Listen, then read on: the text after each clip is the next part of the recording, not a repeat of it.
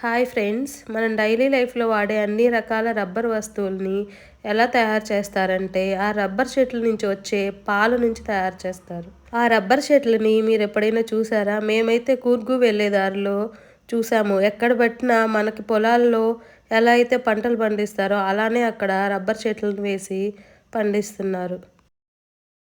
మీరెప్పుడైనా రబ్బర్ చెట్లను చూసారా? ఇవే ఆ రబ్బర్ చెట్లు. ఈ చెట్టు నుంచి పాలు తీసేదానికి చెట్టు చుట్టూ ఆ బెరడ్‌ని ఒక ఘాటులా అయితే పెట్టుకొని కింద వరకు, ఆ కింద ఒక చిప్పనైతే పెడతారు. ఆ చిప్పలో ఆ పాలు కారి చిప్ప నిండుతుంది. ఈ ఇక్కడ కనిపిస్తున్నట్లుగా ఈ కవర్ అయితే వర్షపు నీళ్ళు ఆ చిప్పలో పడకుండా ఈ కవర్‌తో అయితే కవర్ చేస్తారు. ఈ వచ్చిన పాలని ఒక ట్రేలో అయితే వేస్తారు. ఆ పాలు నెక్స్ట్ డేకి మెత్తగా ఒక షీట్ లాగా అయితే తయారవుతుంది. వచ్చిన రబ్బర్ షీట్లనైతే ప్రెస్సింగ్ మిషన్‌లో పెట్టి కావాల్సిన సైజుల్లో అయితే చేసుకుంటారు. అలా డిఫరెంట్ సైజెస్‌లో చేసుకున్నాక దాన్ని బాగా ఎండబెడతారు.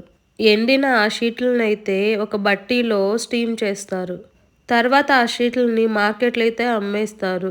ఆ షీట్స్‌ని ప్రాసెస్ చేసి మనకి పిల్లలు వాడే ఎరేజర్స్ కానీ, మనం హెయిర్‌కి వాడే యాక్సెసరీస్ కానీ, అన్ని రకాల రబ్బర్‌కి సంబంధించిన వస్తువులైతే తయారు చేస్తారు. Thank you for watching this video.